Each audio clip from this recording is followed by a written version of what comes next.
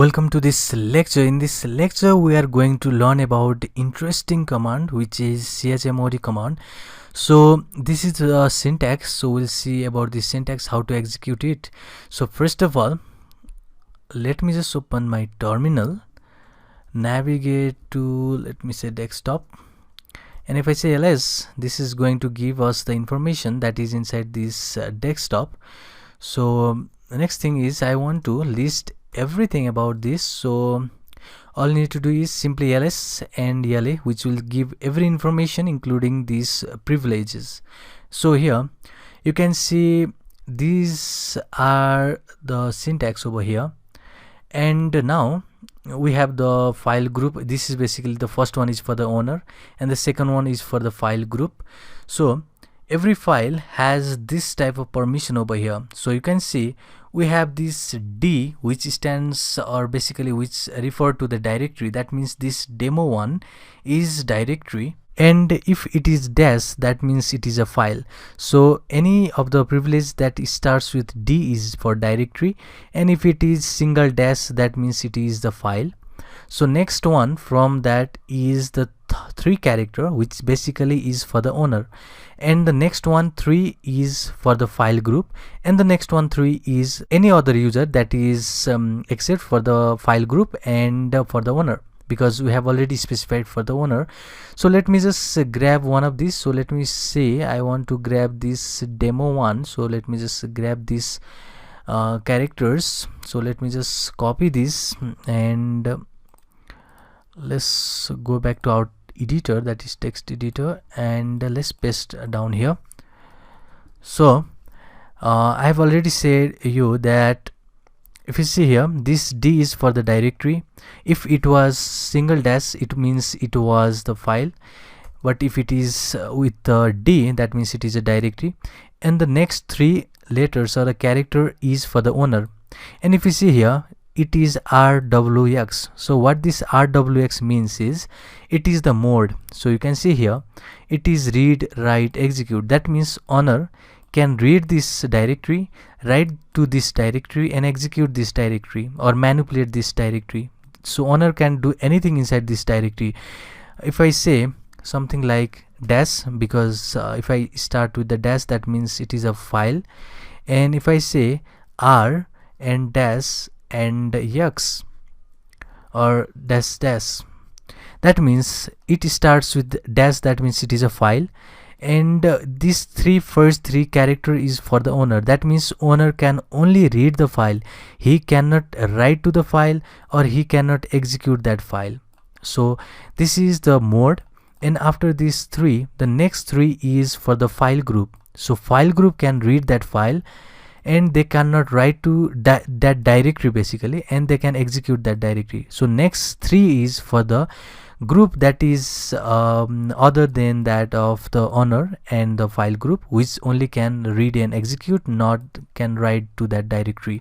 If it was something like let me say write and execute and read dash dash, so that means it is a file where owner can only read the file, file group can read, write, execute to the file, and the other user can only read that file. They cannot write to the file, they cannot execute that file, which is basically the mode of operations over here. So if you want to change this basically the syntax or basically the privilege to that file, so let me just open again the terminal, and if you see in this test.txt, you can see that it is a file because it starts with the dash. RW is basically the privilege for the owner, so they can only read and write, they cannot execute that file, and for the file group they can only read, and for the other user they can also only read. If you want to change this privilege of this test.txt to something that everyone can do anything to that file, you have to make use of this chmod command, which will make changes to this privilege of this file system. So let's go back over here and see the syntax first. So we have chmod command, which is going to change that privilege. It will just basically make the changes to the file permission. So next one is the option. So option here is the recursive or a force or a verbose. We have a couple of, we have for the basically which will just suppress most error message. It will be done forcefully. We have something like the other option like C, which is for the changes. It can be -C, which is for the changes. It can be the version or anything. So first of all, here is the recursive. So this is important. So recursive is going to change the files and directory recursively. And next option here is a force. So this F option will suppress most of the error messages.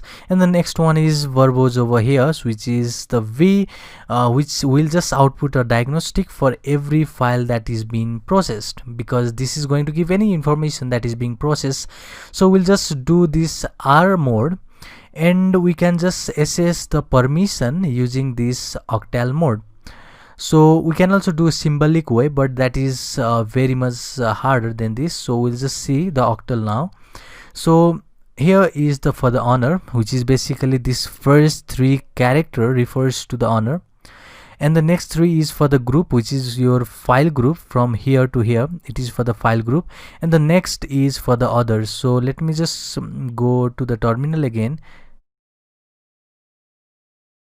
I want to grab this permission, so let me just grab copy this permission, and let's go back to here. Now I want to change this permission. So this is file, so we cannot do anything for this file. So next one is for this rwx. So I want to change this rwx to the letter. So if you see here, if you just pass 4 2 1, this is basically for read, write and execute. So if you add everything over here, if I add 4 5 6 7, so everything is for 7. So let me just give you a real quick example.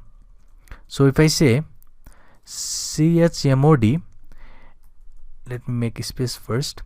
If I say chmod and I want to give the letter, I want the file to be read by everyone, executed by everyone and write by everyone. So first 7 refers to the honor.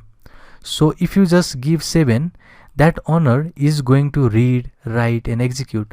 But if you give something like only 2, if you just give only 2, the honor cannot read. So this is not possible. But if you just give 2, the honor cannot read, he can only write, and he cannot do executions to that file.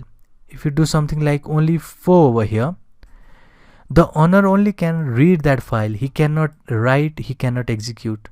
So all you have to do is you have to add all of these letters or all of these characters in order to give the permission. If I say 7, then this first 7 is for the honor, and he can read, he can write, he can execute, because 4 plus 2 is 6 and plus 1 is 7. For the second character, it is for the group. So if you want to assign the permission for the group, if you assign something that is character 7, this 7 refers to the group, which indicates that that file group can read that file, write that file and execute that file. If you do something like only 4, then that group can only read the file, they cannot execute the file, because 2 is for the execution. If you say something like 6, then they can read that file, write that file, but they cannot execute. If you do 7, then they can do everything. So next one is if you just pass again 7, that is for the other user, which is not belongs to honor and the file group, and they can also read that file, write that file and execute that file. After that, you can simply pass here text.txt or any file name over here or any directory name.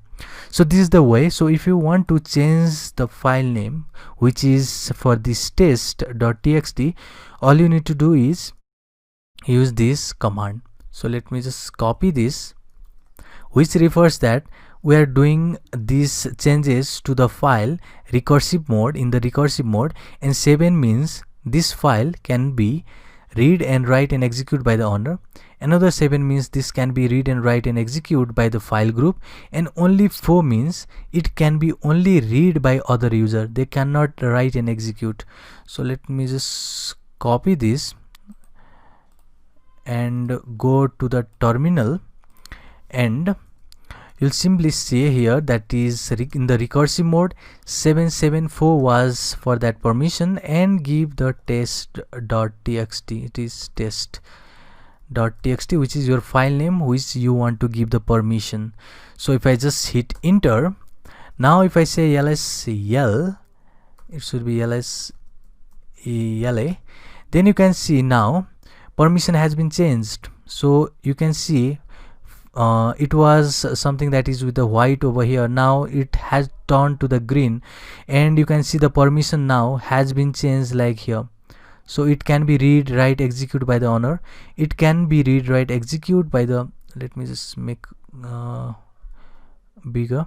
So it can be read, write, execute by the owner. It can also be read, write, execute by the file group, but it can only be read by other person, that is not owner and the file group, which was assigned the number, which was basically assigned by this number, which is 774 over here. So first character is for the owner, second is for the group, and the third one is for the other people or other user that is going to just access this file. So this is the way in order to assign the permission to the file with this mode, read, write and execute mode. And this is the simple options, like we can use the recursive mode, and mostly we'll use this recursive and force mode, and use this mode, and that is basically your read, write, execute, which should be assigned with this character way, in this octal way, which is basically assigning by this character. 7 refers that they can read, write, execute, and basically we'll just assign this character to that file name to assign the permission to each of these file names. So this is the way to just use chmod command. In the upcoming lecture we'll see now the further aspect of the Kali Linux and how to just make use of this command in the hacking. So see you in the next one.